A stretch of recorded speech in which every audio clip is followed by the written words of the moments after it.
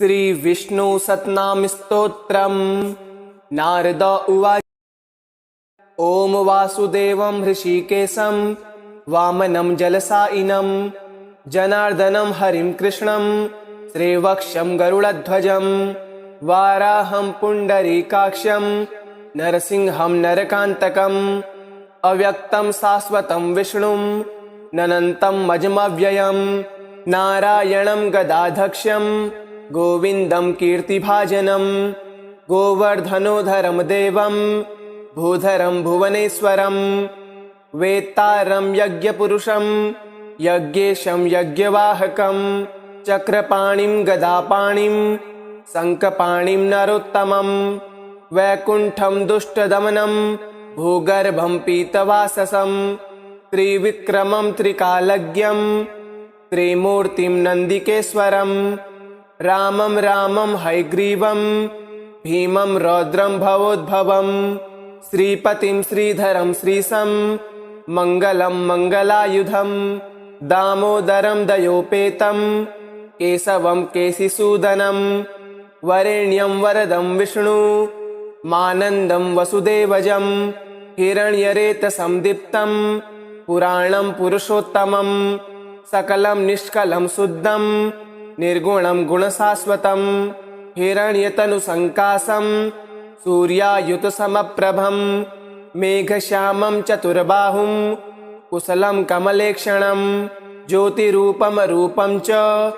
स्वरूपं रूपसंस्थितं सर्वज्ञं सर्वरूपस्थं सर्वेशं सर्वतोमुखं ज्ञानं कूटस्थमचलं ज्ञानदं परमं प्रभुं योगी संयोगनिष्णान्तं योगिनं योगरूपिणं ईश्वरं सर्वभूतानां वन्दे भूतमयं प्रभुं इति नाम शतं दिव्यं वैष्णवं खलु पापहं व्यासेन कथितं पूर्वं सर्वपापप्रणाशनं यः पठेत् प्रातरुत्थाय स भवेत् वैष्णवो नरः सर्वपापविशुद्धात्मा विष्णुसायुज्यमाप्नुयात् चन्द्रायणसहस्राणि कन्यादानशतानि च गवांलसहस्राणि मुक्तिभागी भवेन्नरः अश्वमेधायुतं पुण्यं फलं प्राप्नोति मानवः। ॐ वासुदेवं हृषीकेशं वामनं जलसायिनं जनार्दनं हरिं कृष्णं श्रीवक्षं गरुडध्वजं वाराहं पुण्डरीकाक्षं नरसिंहं नरकान्तकम् अव्यक्तं शाश्वतं विष्णुं ननन्तं मजमव्ययं नारायणं गदाधक्षं गोविन्दं कीर्तिभाजनं गोवर्धनोधरं देवं भूधरं भुवनेश्वरं वेत्तारं यज्ञपुरुषं यज्ञेशं यज्ञवाहकं चक्रपाणिं गदापाणिं शङ्खपाणिं नरोत्तमं वैकुण्ठं दुष्टदमनं भूगर्भं पीतवाससं त्रिविक्रमं त्रिकालज्ञं त्रिमूर्तिं नन्दिकेश्वरं रामं रामं हयग्रीवं भीमं रौद्रं भवोद्भवं श्रीपतिं श्रीधरं श्रीशं मङ्गलं मङ्गलायुधं दामोदरं दयोपेतं केशवं केशिसूदनं वरेण्यं वरदं विष्णु मानन्दं वसुदेवजं हिरण्यरेतसं दीप्तं पुराणं पुरुषोत्तमं सकलं निष्कलं शुद्धं निर्गुणं गुणशाश्वतं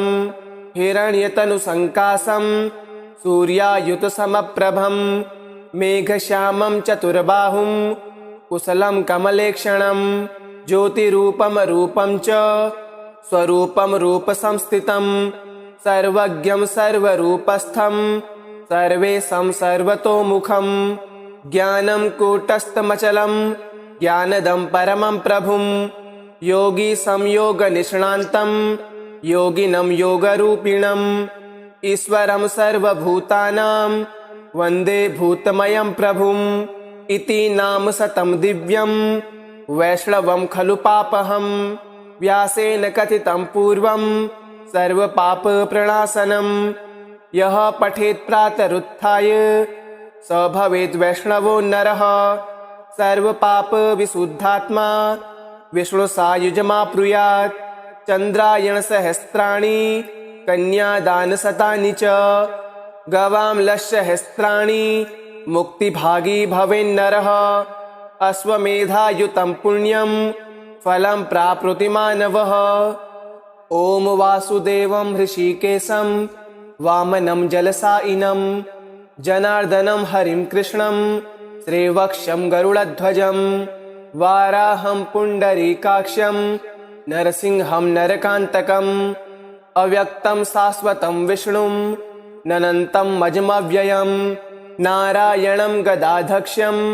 गोविन्दं कीर्तिभाजनं गोवर्धनोधरं देवं भूधरं भुवनेश्वरं वेत्तारं यज्ञपुरुषं यज्ञेशं यज्ञवाहकं चक्रपाणिं गदापाणिं शङ्खपाणिं नरोत्तमं वैकुण्ठं दुष्टदमनं भूगर्भं पीतवाससं त्रिविक्रमं त्रिकालज्ञं त्रिमूर्तिं नन्दिकेश्वरं रामं रामं हयग्रीवं भीमं रौद्रं भवोद्भवं श्रीपतिं श्रीधरं श्रीशं मङ्गलं मङ्गलायुधं दामोदरं दयोपेतं केशवं केशिसूदनं वरेण्यं वरदं विष्णु मानन्दं वसुदेवजं हिरण्यरेतसं दीप्तं पुराणं पुरुषोत्तमं सकलं निष्कलं शुद्धं निर्गुणं गुणशाश्वतं हिरण्यतनुसङ्काशं सूर्यायुतसमप्रभं मेघश्यामं चतुर्बाहुं कुशलं कमलेक्षणं ज्योतिरूपमरूपं च स्वरूपं रूपसंस्थितं सर्वज्ञं सर्वरूपस्थं सर्वेशं सर्वतोमुखं ज्ञानं कूटस्थमचलं ज्ञानदं परमं प्रभुं योगी संयोगनिष्णान्तं योगिनं योगरूपिणम् ईश्वरं सर्वभूतानां वन्दे भूतमयं प्रभुम् इति नाम शतं दिव्यं वैष्णवं खलु पापहं व्यासेन कथितं पूर्वं सर्वपापप्रणाशनं यः पठेत् प्रातरुत्थाय स भवेद् वैष्णवो नरः सर्वपापविशुद्धात्मा विष्णुसायुज्यमाप्नुयात् चन्द्रायणसहस्राणि कन्यादानशतानि च गवाम्लसहस्राणि मुक्तिभागी भवेन्नरः अश्वमेधायुतं पुण्यं फलं प्राप्नोति मानवः। ॐ वासुदेवं हृषीकेशं वामनं जलसायिनं जनार्दनं हरिं कृष्णं श्रीवक्षं गरुडध्वजं वाराहं पुण्डरीकाक्षं नरसिंहं नरकान्तकम् अव्यक्तं शाश्वतं विष्णुं ननन्तं मजमव्ययं नारायणं गदाधक्ष्यं गोविन्दं कीर्तिभाजनं गोवर्धनोधरं देवं भूधरं भुवनेश्वरं वेत्तारं यज्ञपुरुषं यज्ञेशं यज्ञवाहकं चक्रपाणिं गदापाणिं शङ्खपाणिं नरोत्तमं वैकुण्ठं दुष्टदमनं भूगर्भं पीतवाससं त्रिविक्रमं त्रिकालज्ञं त्रिमूर्तिं नन्दिकेश्वरं रामं रामं हयग्रीवं भीमं रौद्रं भवोद्भवं श्रीपतिं श्रीधरं श्रीशं मङ्गलं मङ्गलायुधं दामोदरं दयोपेतं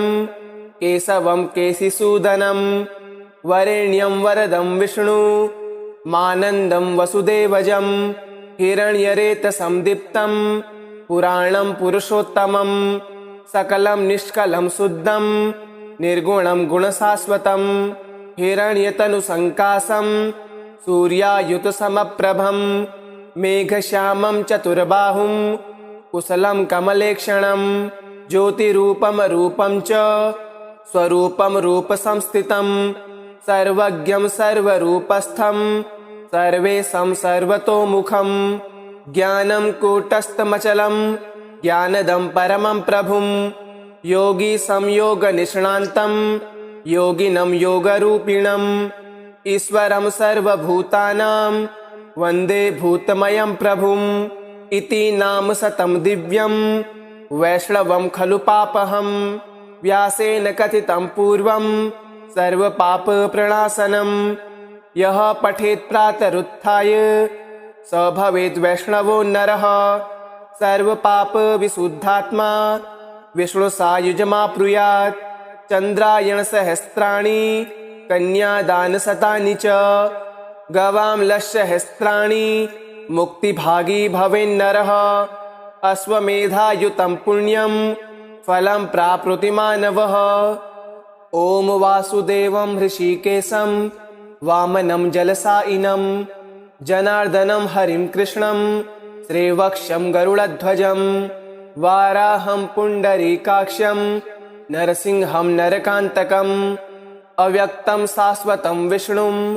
ननन्तं मजमव्ययं नारायणं गदाधक्षं गोविन्दं कीर्तिभाजनं गोवर्धनोधरं देवं भूधरं भुवनेश्वरं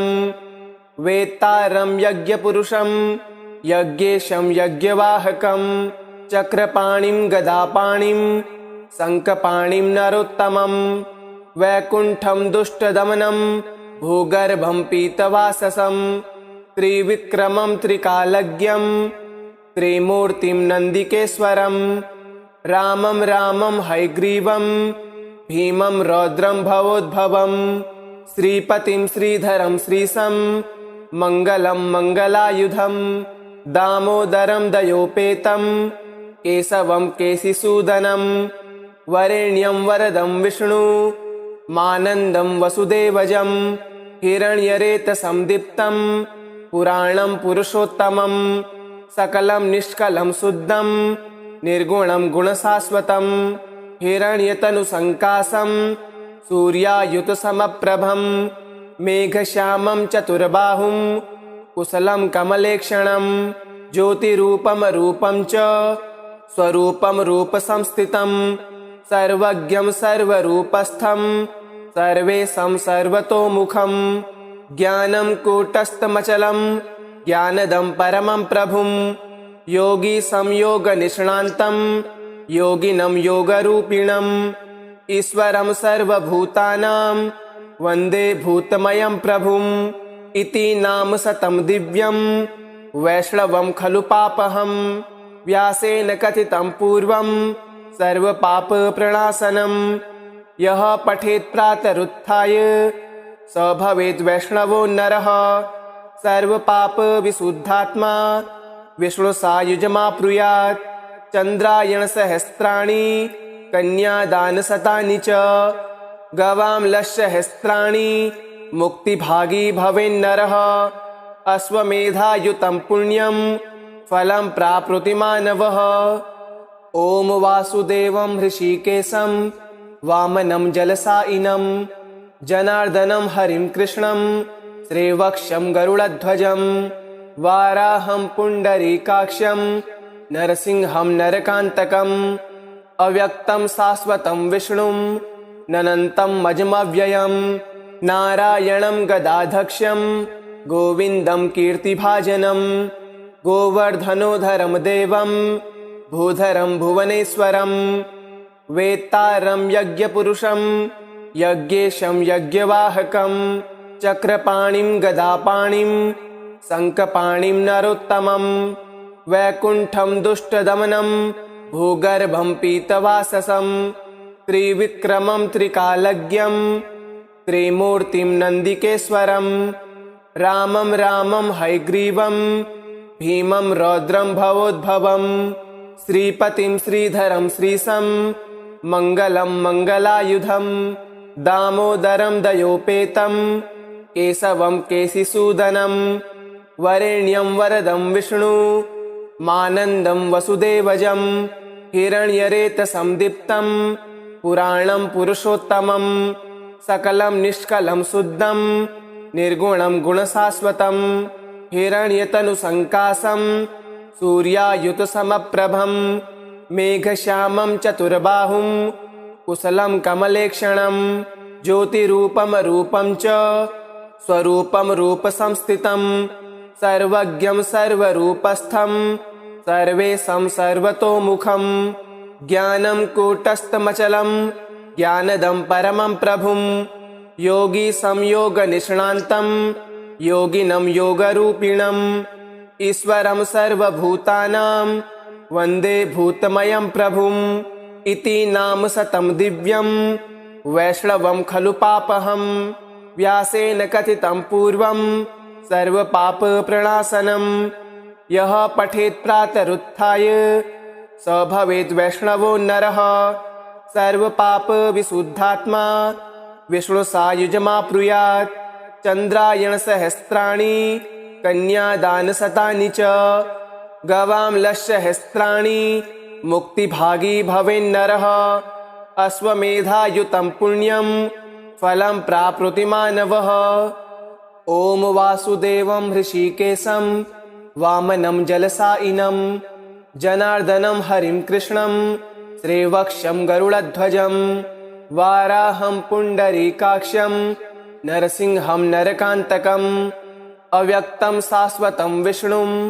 ननन्तं मजमव्ययं नारायणं गदाधक्ष्यं गोविन्दं कीर्तिभाजनं गोवर्धनोधरं देवं भूधरं भुवनेश्वरं वेत्तारं यज्ञपुरुषं यज्ञेशं यज्ञवाहकं चक्रपाणिं गदापाणिं शङ्खपाणिं नरोत्तमं वैकुण्ठं दुष्टदमनं भूगर्भं पीतवाससं त्रिविक्रमं त्रिकालज्ञं त्रिमूर्तिं नन्दिकेश्वरं रामं रामं हयग्रीवं भीमं रौद्रं भवोद्भवं श्रीपतिं श्रीधरं श्रीशं मङ्गलं मङ्गलायुधं दामोदरं दयोपेतं केशवं केशिसूदनं वरेण्यं वरदं विष्णु मानन्दं वसुदेवजं हिरण्यरेतसं दीप्तं पुराणं पुरुषोत्तमं सकलं निष्कलं शुद्धं निर्गुणं गुणशाश्वतं हिरण्यतनुसङ्काशं सूर्यायुतसमप्रभं मेघश्यामं चतुर्बाहुं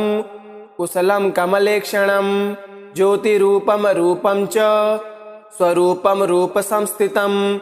सर्वज्ञं सर्वरूपस्थं सर्वेशं सर्वतोमुखं ज्ञानं कूटस्थमचलं ज्ञानदं परमं प्रभुं योगी संयोगनिष्णान्तं योगिनं योगरूपिणम् ईश्वरं सर्वभूतानां वन्दे भूतमयं प्रभुम् इति नाम शतं दिव्यं वैष्णवं खलु पापहं व्यासेन कथितं पूर्वं सर्वपापप्रणाशनं यः पठेत् प्रातरुत्थाय स भवेत् वैष्णवो नरः सर्वपापविशुद्धात्मा विष्णुसायुज्यमाप्नुयात् चन्द्रायणसहस्राणि कन्यादानशतानि च गवाम्लसहस्राणि मुक्तिभागी भवेन्नरः अश्वमेधायुतं पुण्यं फलं प्राप्नोति मानवः। ॐ वासुदेवं हृषीकेशं वामनं जलसायिनं जनार्दनं हरिं कृष्णं श्रीवक्षं गरुडध्वजं वाराहं पुण्डरीकाक्षं नरसिंहं नरकान्तकम् अव्यक्तं शाश्वतं विष्णुं ननन्तं मजमव्ययं नारायणं गदाधक्ष्यं गोविन्दं कीर्तिभाजनं गोवर्धनोधरं देवं भूधरं भुवनेश्वरं वेत्तारं यज्ञपुरुषं यज्ञेशं यज्ञवाहकं चक्रपाणिं गदापाणिं शङ्खपाणिं नरोत्तमं वैकुण्ठं दुष्टदमनं भूगर्भं पीतवाससं त्रिविक्रमं त्रिकालज्ञं त्रिमूर्तिं नन्दिकेश्वरं रामं रामं हयग्रीवं भीमं रौद्रं भवोद्भवं श्रीपतिं श्रीधरं श्रीशं मङ्गलं मङ्गलायुधं दामोदरं दयोपेतं केशवं केशिसूदनं वरेण्यं वरदं विष्णु मानन्दं वसुदेवजं हिरण्यरेतसं दीप्तं पुराणं पुरुषोत्तमं सकलं निष्कलं शुद्धं निर्गुणं गुणशाश्वतं हिरण्यतनुसङ्काशं सूर्यायुतसमप्रभं मेघश्यामं चतुर्बाहुं कुशलं कमलेक्षणं ज्योतिरूपमरूपं च स्वरूपं रूपसंस्थितं सर्वज्ञं सर्वरूपस्थं सर्वेशं सर्वतोमुखं ज्ञानं कूटस्थमचलं ज्ञानदं परमं प्रभुं योगी संयोगनिष्णान्तं योगिनं योगरूपिणम् ईश्वरं सर्वभूतानां वन्दे भूतमयं प्रभुम् इति नाम शतं दिव्यं वैष्णवं खलु पापहं व्यासेन कथितं पूर्वं सर्वपापप्रणाशनं यः पठेत् प्रातरुत्थाय स भवेत् वैष्णवो नरः सर्वपापविशुद्धात्मा विष्णुसायुज्यमाप्नुयात् चन्द्रायणसहस्राणि कन्यादानशतानि च गवां लक्षसहस्राणि मुक्तिभागी भवेन्नरः अश्वमेधायुतं पुण्यं फलं प्राप्नोति मानवः ॐ वासुदेवं हृषीकेशं वामनं जलसायिनं जनार्दनं हरिं कृष्णं श्रीवक्षं गरुडध्वजं वाराहं पुण्डरीकाक्षं नरसिंहं नरकान्तकम् अव्यक्तं शाश्वतं विष्णुं ननन्तं मजमव्ययं नारायणं गदाधक्ष्यं गोविन्दं कीर्तिभाजनं गोवर्धनोधरं देवं भूधरं भुवनेश्वरं वेत्तारं यज्ञपुरुषं यज्ञेशं यज्ञवाहकं चक्रपाणिं गदापाणिं शङ्खपाणिं नरोत्तमं वैकुण्ठं दुष्टदमनं भूगर्भं पीतवाससं त्रिविक्रमं त्रिकालज्ञं त्रिमूर्तिं नन्दिकेश्वरं रामं रामं हयग्रीवं भीमं रौद्रं भवोद्भवं श्रीपतिं श्रीधरं श्रीशं मङ्गलं मङ्गलायुधं दामोदरं दयोपेतं केशवं केशिसूदनं वरेण्यं वरदं विष्णु मानन्दं वसुदेवजं हिरण्यरेतसं दीप्तं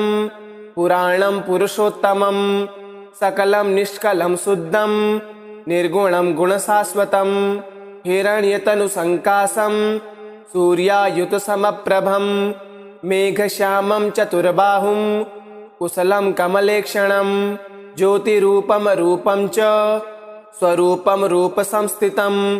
सर्वज्ञं सर्वरूपस्थं सर्वेशं सर्वतोमुखं ज्ञानं कूटस्थमचलं ज्ञानदं परमं प्रभुं योगी संयोगनिष्णान्तं योगिनं योगरूपिणम् ईश्वरं सर्वभूतानां वन्दे भूतमयं प्रभुम् इति नाम शतं दिव्यं वैष्णवं खलु पापहं व्यासेन कथितं पूर्वं सर्वपापप्रणाशनं यः पठेत् प्रातरुत्थाय स भवेत् वैष्णवो नरः सर्वपापविशुद्धात्मा विष्णुसायुज्यमाप्नुयात् चन्द्रायणसहस्राणि कन्यादानशतानि च गवां लक्षसहस्राणि मुक्तिभागी भवेन्नरः अश्वमेधायुतं पुण्यं फलं प्राप्नोति मानवः ॐ वासुदेवं हृषीकेशं वामनं जलसायिनं जनार्दनं हरिं कृष्णं श्रीवक्षं गरुडध्वजं वाराहं पुण्डरीकाक्षं नरसिंहं नरकान्तकम् अव्यक्तं शाश्वतं विष्णुं ननन्तं मजमव्ययं नारायणं गदाधक्ष्यं गोविन्दं कीर्तिभाजनं गोवर्धनोधरं देवं भूधरं भुवनेश्वरं वेत्तारं यज्ञपुरुषं यज्ञेशं यज्ञवाहकं चक्रपाणिं गदापाणिं शङ्खपाणिं नरोत्तमं वैकुण्ठं दुष्टदमनं भूगर्भं पीतवाससं त्रिविक्रमं त्रिकालज्ञं त्रिमूर्तिं नन्दिकेश्वरं रामं रामं हयग्रीवं भीमं रौद्रं भवोद्भवं श्रीपतिं श्रीधरं श्रीशं मङ्गलं मङ्गलायुधं दामोदरं दयोपेतं केशवं केशिसूदनं वरेण्यं वरदं विष्णु मानन्दं वसुदेवजं हिरण्यरेतसं दीप्तं पुराणं पुरुषोत्तमं सकलं निष्कलं शुद्धं निर्गुणं गुणशाश्वतं हिरण्यतनुसङ्कासं सूर्यायुतसमप्रभं मेघश्यामं चतुर्बाहुं कुशलं कमलेक्षणं ज्योतिरूपमरूपं च स्वरूपं रूपसंस्थितं सर्वज्ञं सर्वरूपस्थं सर्वेशं सर्वतोमुखं ज्ञानं कूटस्थमचलं ज्ञानदं परमं प्रभुं योगी संयोगनिष्णान्तं योगिनं योगरूपिणम् ईश्वरं सर्वभूतानां वन्दे भूतमयं प्रभुम् इति नाम शतं दिव्यं वैष्णवं खलु पापहं व्यासेन कथितं पूर्वं सर्वपापप्रणाशनं यः पठेत् प्रातरुत्थाय स भवेत् वैष्णवो नरः सर्वपापविशुद्धात्मा विष्णुसायुज्यमाप्नुयात् चन्द्रायणसहस्राणि कन्यादानशतानि च गवां लक्षसहस्राणि मुक्तिभागी भवेन्नरः अश्वमेधायुतं पुण्यं फलं प्राप्नोति मानवः ॐ वासुदेवं हृषीकेशं वामनं जलसायिनं